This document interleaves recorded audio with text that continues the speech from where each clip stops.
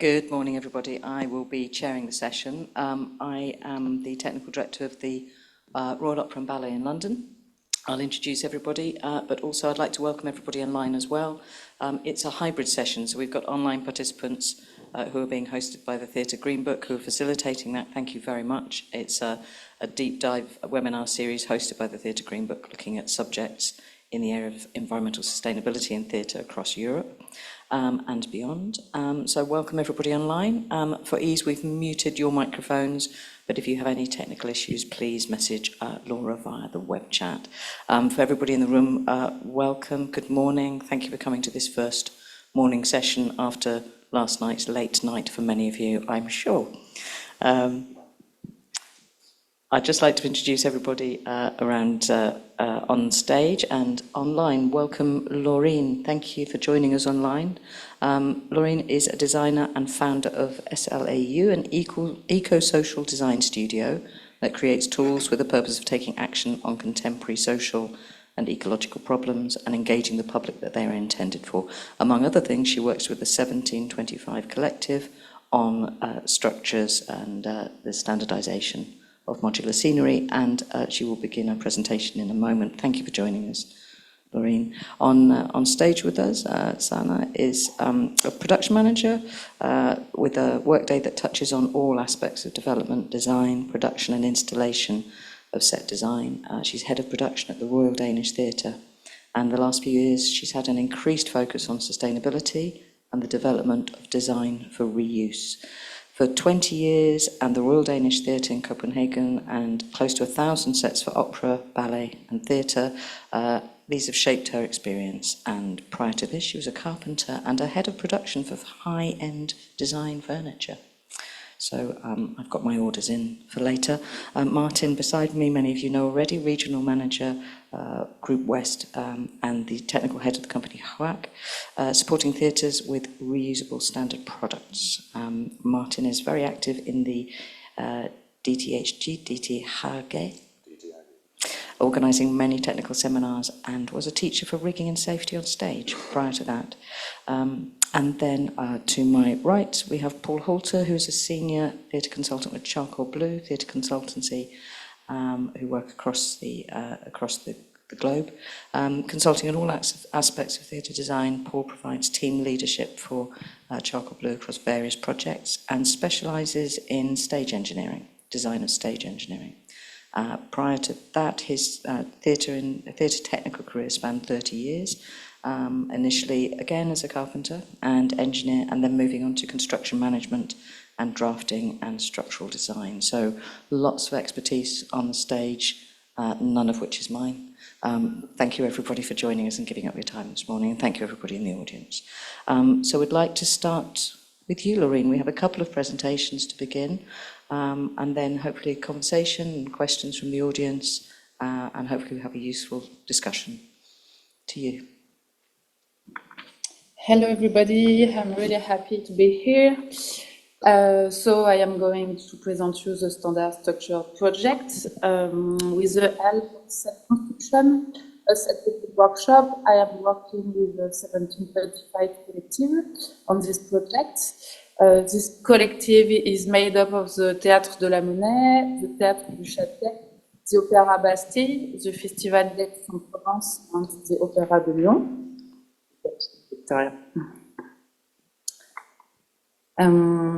The objective of the standard structure project is to design and create in common way the structural elements of sets in order to reduce impact of transport, resources consumption, waste emissions, and storage. The project has been conceived by means of user-centered and participative design methodology, in the sense that design is no longer the conception of industrial objects, so form, function, and market, but the matching of form, function, and the societal issue, and in our case, the harmonization of technical scenery elements in order to reduce the ecological footprint of the opera industry. The project is structured into 4 committees. Maybe we can pass the slide. Thank you. So the project is structured into 4 committees: CODIR, COTEC, COREF, and COADMIN, themselves accompanied by the coordination of CODI, so me and Sanne Construction. The committees are all representative of each venue, and each committee meets regularly according to a predefined schedule. Depending on the phasing of the project, the role of the committee and the needs, this frequency may be increased. We can pass on the other slide. The committees and coordination body work throughout the year using online collaborative tools. Information is centralized on the drive to which all committees have permanent access. In-person meetings are organized as labs to create incentive dialogues on the project. Next slide, please. An initial lab was held on October 2022 at Théâtre du Châtelet. It provided an opportunity to develop the collaborative working methodology between the different venues through a cross-functional research and development function. Next slide.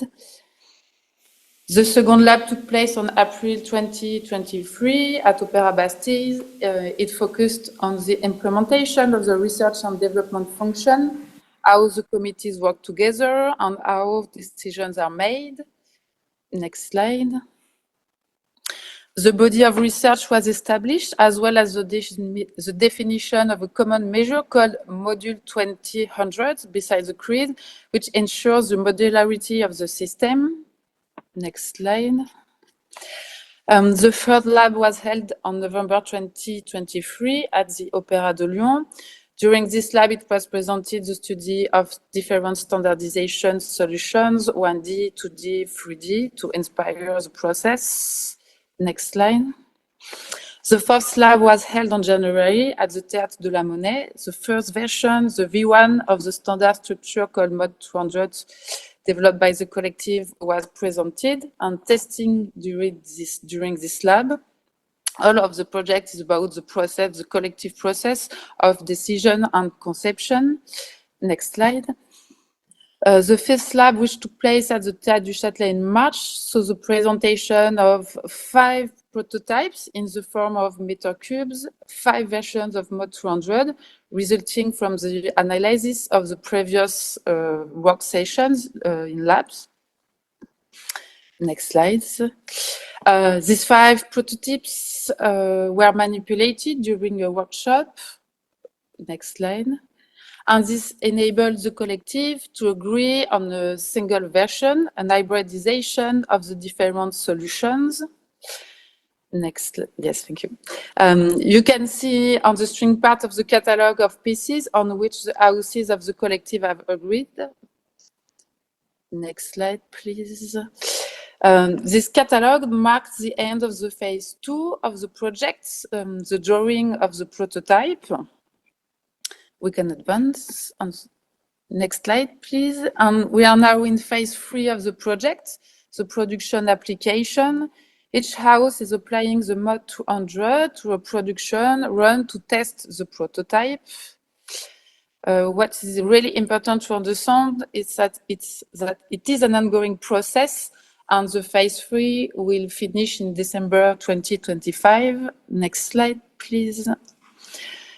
Is it possible that at this stage that the Mod 200 design may evolve in the future at the end of this full-scale application? Next slide. So this was the catalog that all the collective agree on and are building the set design with. Next slide. And currently, the Festival d'Aix-en-Provence is testing the Mod 200 on 3 productions, and the next one will be the Théâtre du Châtelet in June. And to finish, if you'd like to find out more about the research in progress, you can follow the STD, the research logbook, which traces all the stages and questions raised by the project. And I'm currently finishing the STD6 on the in-home application, so it should be out soon. Thank you very much. Thank you very much. That was really interesting. Sanne, you have a short presentation as well. Thank you. And Laurine is going to stay with us online. So we have We have a screen of you on stage, Laurine, so you have a little virtual version of yourself, which is fantastic, in the lineup with us. So, and I'll try and keep looking at the screen. If there's anything that you want to say during the conversation, please just, raise a hand and I'll move to you. Over to you. Presentation. Thank you very much. Thank you very much to welcome me here.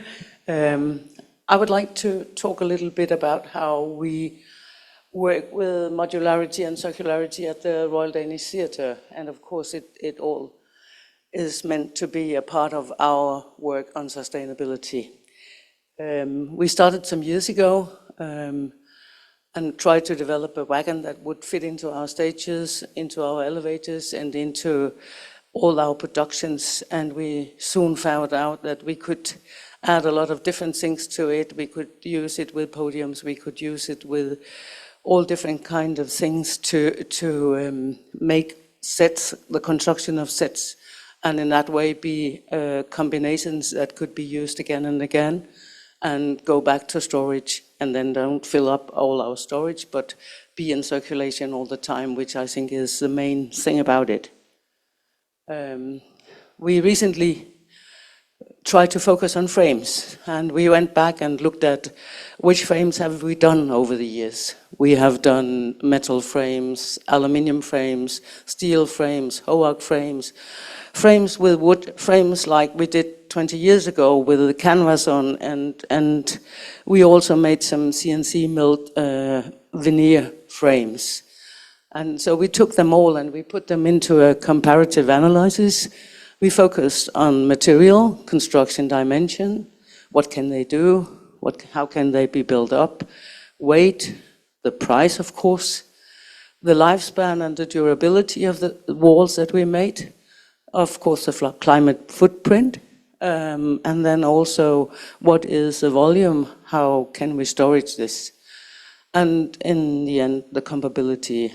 How can we do combinations with the things that we already have, and how can we make this work? When the result of this comparative analysis was going back to wood, going back to the wooden frames that we used to do 20 years ago, and so we worked on. We invented the unique corner. We like the name as well. It is a simple aluminium bracelet, is it like that? Brace.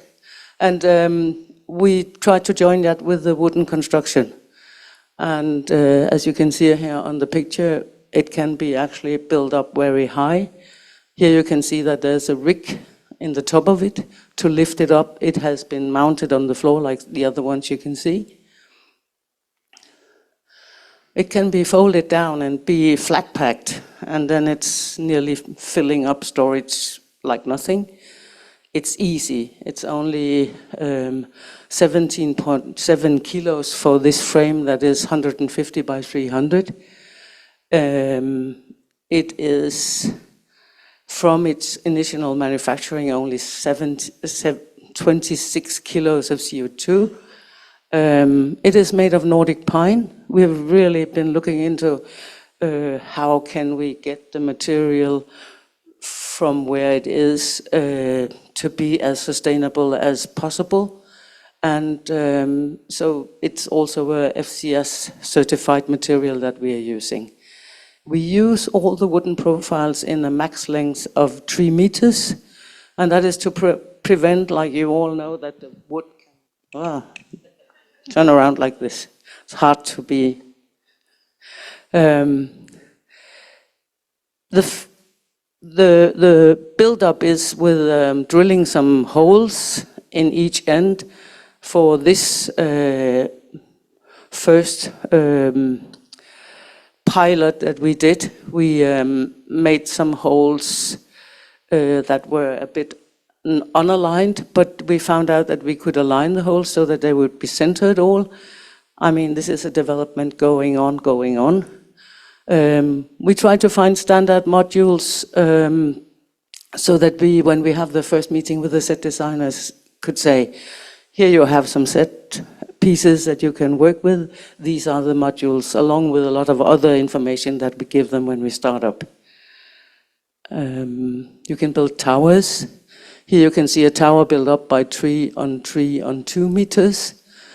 And what we found out doing this is that we need some cross sections inside because of not getting the tower to turn in itself. We have been working on that, and I think we are very close to a solution on that as well. As you can see, the bracelets have a lot of different holes, a lot of different laser cut profiles, and they actually give the opportunity to mount it to nearly anything. The wooden profiles also have the very good possibility to screw into it, to mount things on it that are not foreseen. So you actually have there also. The good thing about it is that you can take any piece of this frame and exchange it into another piece. You don't have to make a whole new frame. So if one piece is worn out, you can just exchange that. We can do hanging walls. We'll make a special bracelet for that, so that we can do these hanging walls. When they get too big, we can put, I'll go back. We can put bracelets on the back side with clamps and pipes, so that it'll be strong enough not to go, not go waving. The hanging bracelet is brackets are with holes in the top, so that you can adjust it so that we will have a vertical hanging. Our first show was Billy Elliot, which is a huge show, a huge musical that we did in the opera only last year. And it was actually a success, especially because our stage technicians very, very quickly got the hang of putting it together. And the thing that it's not very, that it's lightweight was also a very good benefit for them. All the cladding is put on with Velcro, and some of you might think, oh, Velcro, does that hold, does that work? And we have made a lot of practical tryouts with it, and it actually sticks to it. It doesn't fall off. Of course, we still put a few mechanical fixings onto it to be sure that it won't fall. But it saves a lot of your time mounting plates or any kind of cladding. Also, the assembly, when you drill the holes, it's very quick to assemble. And one of our manufacturers said to us, it was so fine because when we started doing it, we were a bit in lack of personnel, and I could just hire anybody because this is so easy to put together like Lego.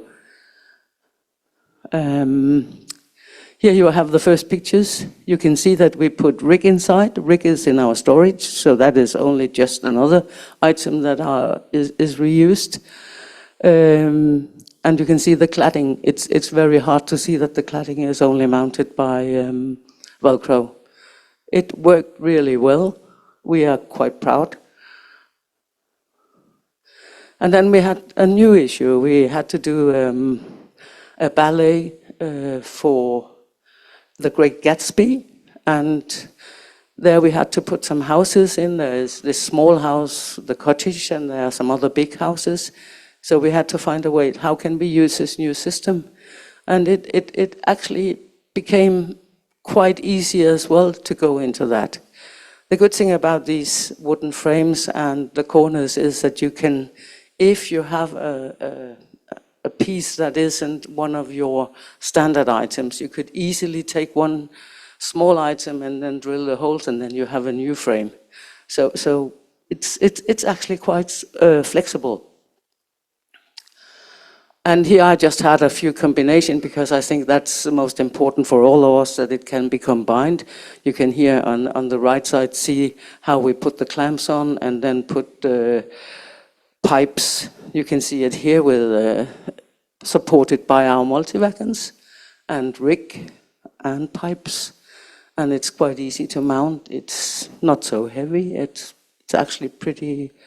This is the fourth show that we're going to do, so we are proceeding and, of course, developing. And you should know that we are developing and developing. Here's another example of the combination for just a single wall, still with the rig, the pipe, the clamps. And of course, this is not something that we did for ourselves. We would really like to share this. If you want, you can take this and you will get a download to our folder. Please keep it because we will update the folder all the time. It is, I think, in the near future also available on the Green Book, so you can also get it from there.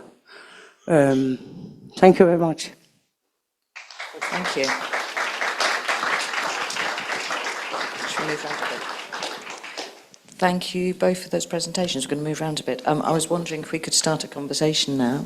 Martin, first thoughts? I must say I'm really impressed, Sanne. Really impressed. Because my experience is when we started with our modular system and I visited all the theaters, the first thing they told me is, it's aluminum, you cannot drill a bolt in it. That's stupid. And you go back to the future, to the time when they used wood and they could nail on it and they could bolt it. And so, yeah, I like the combination, the idea of having a good modular system with a combination of, is it steel, aluminium? Aluminium, okay. Yeah, fantastic. Really fantastic. Thank you very much. Yeah. Regarding the other system we saw, I thought about, well, this was when I was a child with 5-6 years. I played with Mechanum. That's kind of Mechanum what I saw there. And my question to you is, isn't it a lot of work to bolt this together? You need to, a little bit, it's a little bit longer than a specific system, but when you know the structure, when you know the process, it's really efficient, in fact. So the first feedbacks for the moment from the teams are that they are really enthusiastic about it at the Festival of Aix-en-Provence, because they know the system, they understand it. So at the second production, it was already better. About the weight of that product, it's steel. It's the question. In fact, the drills are for that.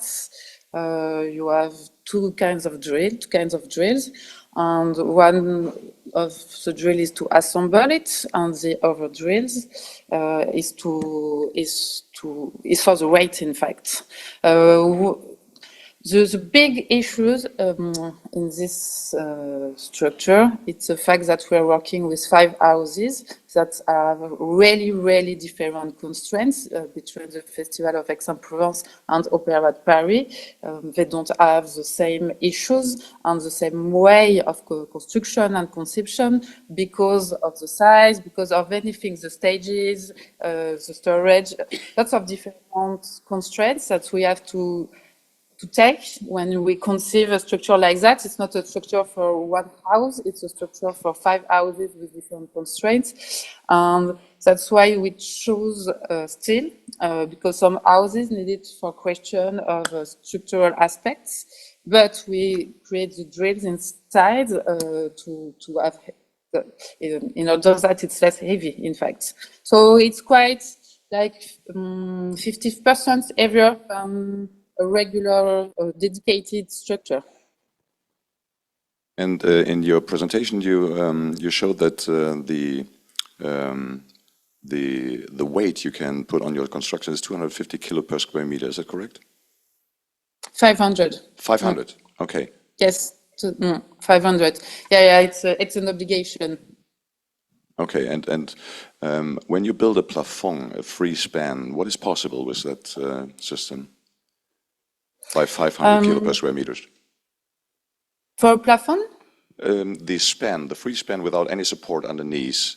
What is the free span of that system if you go back to the 500 kilo. Is it possible to span 6 meter, 7 meter, 8 meter? Oh, I don't have the exact answer for the moment. Maybe I write it for the future for the collective. So for our next session work, we are not exploring that for the moment. The maximum size. Yeah, I think it's a fantastic system, and we've been working on venues where we've introduced a similar system of modular columns called mod truss. But what I found really interesting with your presentation was that because mod truss is a fantastic product and can achieve very long spans, and it's very structural, but it's a very large section. And I think what's really interesting is that coming from a more scenography approach is that you've got a system that has more finesse, the ability to create more shaping, maybe more than, say, mod truss does. But I feel that there's probably room for within modular design for both systems. You could have very large structures in something like a mod truss, but then for more scenic elements that where there's more engagement with the designer, that your system would work really well with that. But it's marvelous to see. I think it's ingenious. And you know, the ability to create, I like the way that you started with a very small version as a prototype, and then you made it bigger and bigger and developed the concept. You know, it's amazing. Well done. Thank you. Thank you. It's really a collective process. That's all the point of this work. We agree at each step during this collective workshop, during the labo. So all the teams say, yes, we are going to work with this system. And at the moment, everybody agree on the grid and the measure, the mod 200, but we're still researching on the question of the size of the drill. So we are at this step for this moment. So there's a big discussion if we are doing 12 or 14 or 16. We'll see at the end of the phase 3, in fact. But we have to really, it's a principle. The main principle is that we agree collectively on the drawing and on the conception. I saw the mod truss in Sweden, actually. The opera house is using mod truss. The only thing, I think the problem is they're using inches and not the metric system. So a bit difficult for Europeans to think in inches. On the other hand, I think inches is a better way. I'm not sure if you think metric or inches, but the raw material for the plywood is 1.2 by 2.4. So in terms of sustainability, it's much better to go with the inch way and not the metric way. That could be. I don't know. I had a question for Laurine as well. How do you need another frame then to put on the structure to make the cladding, or how is the cladding put on? The what? Sorry. So the covering, maybe the wall that goes on the frame. Yes, the wall. Sorry, can you repeat the question? Yes. Do you need another frame to put on the cladding, or can you clad on your system? Not so much, but we are still improving the system. It's a really question to learn it, to really optimize that, but not so much, in fact. It's interesting. There are so many systems coming out and that are being developed that particularly address you had a storage issue, and this has vastly reduced your storage, hasn't it? Incredibly reduced your storage. We designed something at the Opera House in London, it's a 3-meter high structure that goes over the whole stage, because our stage sinks 3 meters, and that 3-meter structure, we call it an infill, the Traviata infill. And then once it sinks down to stage level, we can build staircases or exits, entrances, wherever we like from underneath the stage. And it is just, we can do it in sections, we can do the whole thing, but it's just for our theatre, it works for us. People are coming up with all sorts of alternatives just for their own venues. Yes, and I think it's very important that when we do these developments that we share them a lot, because we can all be inspired from each other, and maybe that way we can find a way that we find the right way. It feels more and more there's a series of different opportunities, not just one, but lots of different opportunities that fit budgets, carbon budgets, space, all sorts of things. I've got a couple of questions from our online participants. The first one is really to do with asset management. How can you control and manage the storing and the usage of modular parts, which I think is a challenge when we're using the same pieces across multiple productions, or perhaps with other houses as well? If you had a... Yes, of course, asset management is the most important thing to have when you want to circulate stuff that you take out of shows.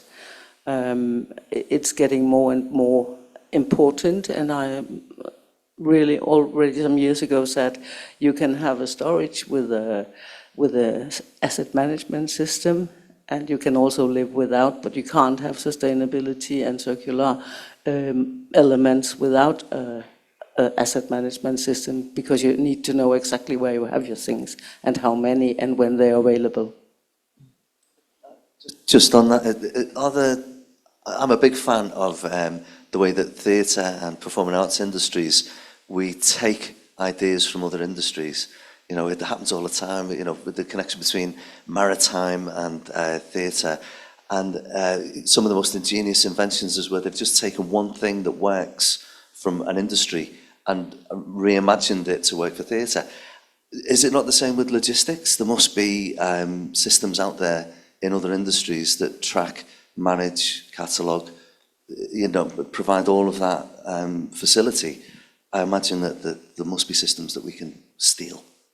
I think some of our colleagues are in the hall out there who have management systems that a lot of theatres are starting to use now as well. So, but yes, we all have warehouses of equipment. We also have to do compliance checks and maintenance on some of our equipment as well, not just scenic, but also technical equipment like lighting. So yeah, I think asset management's been there in various ways. But we were talking earlier, weren't we, about the importance of actually being able to see items as well, and showing designers the back of a piece of scenery, not the front, in case they... I think you referred to the furniture thing. Yes. We have been talking about what to put into your management system, and I think that the most important things is the things that you actually circulate all the time and that you take out in enough shows, and also that you look at how can you reuse it. We have this meeting with our set designers when they arrive, and it is very, very, very clear that when we come to furniture, they won't go out there, they want to sit in it, they want to feel it, they want to, even if we have pictures or so I think we actually want to keep it in the Excel sheet for a while and save the work on that. I think the most important thing is our rig, our podiums, our wagons, our frames, and etc., so that we know exactly what can we take from stock that we have that can circulate. And I think, and my big hope, my aim is that we in a couple of years, maybe more, have a system where we can actually see that and that we can reduce our storage. The Royal Danish Theatre today has 450 sea containers with storage of old shows. You have to consider that we have both ballet, opera, and drama, but still, it's a lot of storage, and storage is also costing money. And it's hard to manage and so on. Yeah. Did that answer your question? Yes, we have 1,000 sea containers of storage, so yeah, we're exactly the same. And I suppose there's two aspects to modularity. One is the bit that they don't see, the we can do behind the scenes, the framework that we can build, the things that Laurine has designed in her collective. And then the other is being able to look at the front of something and say, yes, I can reuse that. And that's a different issue. That's when we get on to intellectual property rights and what designers will accept. And do we start looking at modular sizes, and they have to accept those sizes going forwards, which is another question. I've got another question from online as well, which is how can we manage the organisation of standard materials so that we can easily let the artistic teams know what's available? So when it's behind the scenes, we can fix it with a wall or an infill or something. They never see the front, it's absolutely fine. We're just working behind the scenes. That's great. But then how do we let them know that if it's a revolve, we have a 14-metre revolve, it has to be the 14-metre revolve, they can't have 14 and a half. How do those conversations, and when do those conversations happen, and how do we share that kind of information with them? And as people that work in venues, which will be us, Sanne and I, this is a challenge for us to have those conversations at the very beginning of the artistic process. You spoke earlier about a green start meeting. I wonder if you could talk about that a little bit, which I think is a fantastic idea. We have we are following the Theatre Green Book and using a lot of the inspiration that we got from there. We are also doing all our calculations and so on via that system. So we found out that if we are not very early in the process approaching our set designers, then they will work out of a tangent that is maybe not possible. So when we closed our own workshops and had a different way of a different procedure, we prolonged the time before the model delivery so that we would have more time for development and guidance of the set designers. When we then came into working more and more with sustainability, we found out that after the welcome meeting, where the artistic team is welcomed into our house, where they go on stage, look what we can do on stage, they are told how our process is and how we work and how our project groups work and so on, all the milestones that we have on the way. And we found out that we would, to be able to give them as much in advance before they get their thoughts put down on paper or in models, that we would need a green start meeting. So we actually started making a catalogue of all what we had, old shows, different kind of things that we had. Now we are putting the uniframes into that as well, with the modularity, with the sizes that we have. And in that green start meeting, we talk about our calculation, how we work with it, how we work with the Theatre Green Book. We talk about how we can help them, and then we are available. So during the process, which is for most shows more than 10 weeks, we will be at their disposal. We will calculate, we will guide them, we will give good advice on if they want to do that. And like you said, if we have a turntable that is 14 meters, they can't have one that is 1450.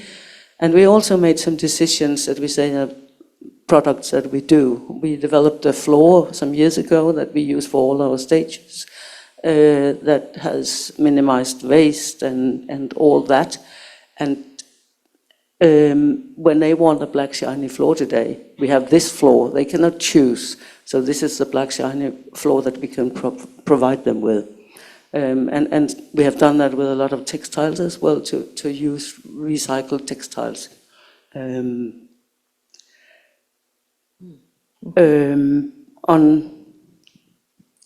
Help me. So we were talking about this green start meeting and adding extra time. How much time does it add? How many more months do you add to the beginning of that process? After the welcome meeting, like a week later, we invite them to this green start meeting. It's mainly the set designer that we invite, and the set designer that we include in this. Sometimes also the other people, the director, choreographer, and the costume department do the same. That's great. Yeah. Very often we forget about costume, but this is all part of our conversations. Yeah. That's really good. Sorry, Paul, you were about to say something. No, I think you just touched on one element that I found really interesting as being an ex-set builder and carpenter is how you get buy-in from designers to, well, A, to be sustainable, but B, more importantly in this context, how to use the modular elements that are there. And you've just explained very well how you did that, Sanne, with the Green Star meeting. Sounds a great idea. I remember when I was younger, we would save pieces of set and we'd store them in a workshop in a very small theatre with no money. So it was always in our interests to reuse the scenery. And we had one end of the workshop was just doors, and we kept all these doors. And then we'd bring every show, we'd bring the designer down, and they'd see the doors, just a small theatre, and we'd see the doors, and we'd say, which, you know, one of these 200 doors has got to work, and they never ever took a door, you know. And that's just a small example of that. You know, how do you get the designer to change their vision? But you know, we were talking yesterday, and it sounds like that there's a much stronger appetite from designers to engage with a more sustainable approach. I think that the designers are actually wanting to be more sustainable. They just don't know how. And that is why the guidance or the advice that we can give on the way is very, very important. And I think dialogue and the rethinking of how we do anything only comes via conversation. And it's work, you know, it's a cliche, but it is working together to get the art on stage. It's how can we do this best with least impact environmentally and CO2 emissions? I think you made a point of being in a smaller theatre. The smaller theatres are better at this quite naturally because you reuse and reuse and reuse. You don't have the budgets. As you get bigger and you get bigger budgets, then designers will obviously want something. There's awards beckoning as well, and they want to have something that's unique to them. But I think one of the drivers for change as well is there's always been a financial constraint, and there's always been the laws of physics which don't allow you to do some things. Now we have sustainability as a constraint. So design has always been constrained. And as we have increased costs, if we want to carry on producing spectacle on stage in a big scale, we have to use these kind of systems, because otherwise there is very little we can afford to put on stage. We have empty stages. So I think that might be a good driver as well.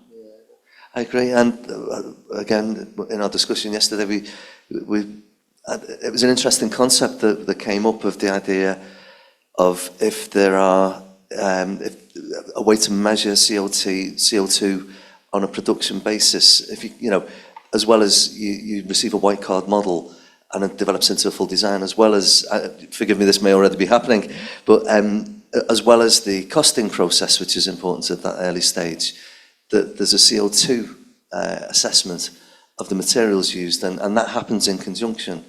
And then there's a conversation of the designer maybe has to use this black shiny floor or this stock of component elements to create the set, but they may balance some carbon trading by designers to achieve an element that maybe is not carbon neutral or carbon beneficial, but they're making the savings elsewhere to get this spectacle on the stage. Yeah, and that's when we start talking about carbon budgets for productions as well. Yeah.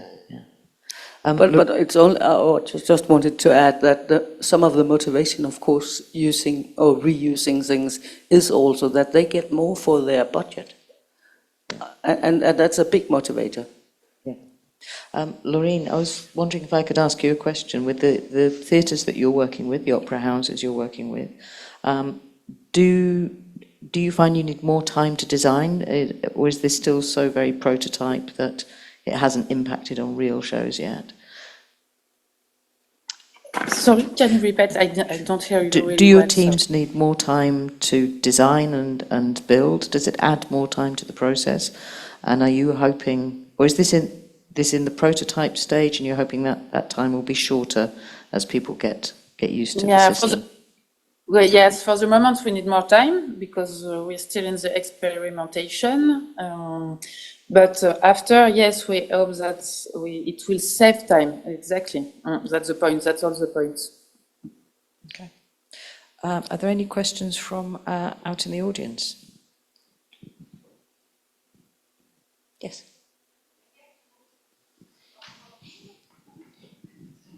There's a microphone on its way out to the audience. Thank you.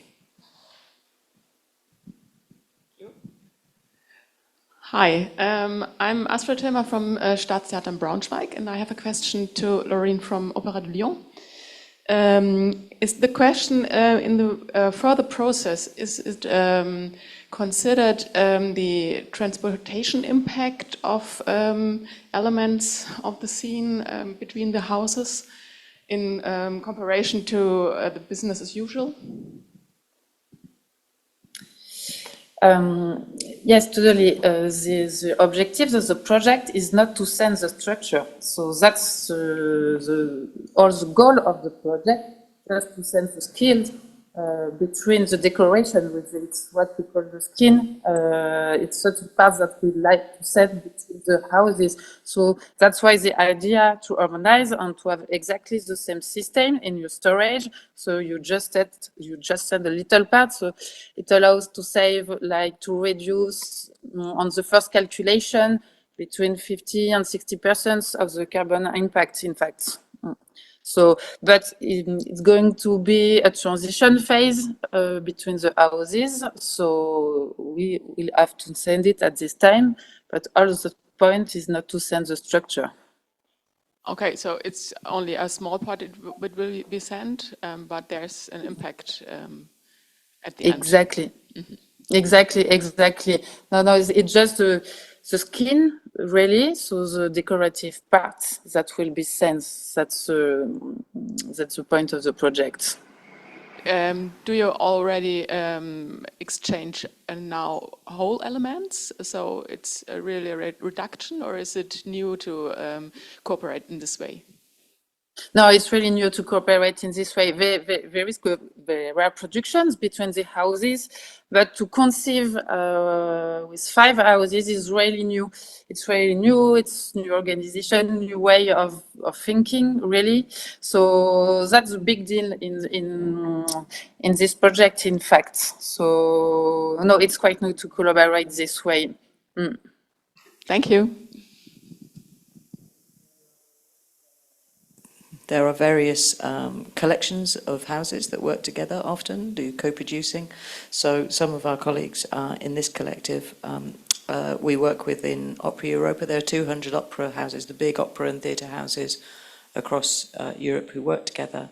And this is a long-term solution as well. It takes a long time to make one of these big shows. The designer's presenting a white card model maybe 18 months before you actually see it on stage. So we're having those conversations months and months before the model gets to us. So this is a long-term solution, but ultimately we may not settle on one, we may settle on a variety of different modular options. I hope that it will reduce when we co-produce between all of our different theatres and our different opera houses, that we will ultimately reduce the amount of shipping and the amount of raw materials we're sending. But then we need to build up a library of these things, and that's always a cost issue as well. So that's going to add cost. We've just done an exercise on a show we've got coming up. We used Mod 200, we did a sample drawing, and we worked out how much more it would cost if we were to build it in September. We've already started building it in our workshops in our standard way, but it does add cost. So that does, it will eventually, but that's several years' time when we start seeing that return on money. Any other hands? I think we've got a few minutes left, so any final thoughts? Yes, Martin.